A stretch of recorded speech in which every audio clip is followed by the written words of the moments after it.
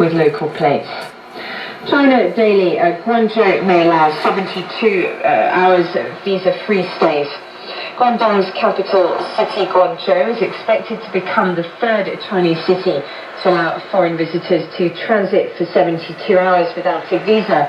That's beginning this year. It follows Shanghai and Beijing. Industry insiders say the policy will help boost tourism in Guangdong province and help boost the local economy.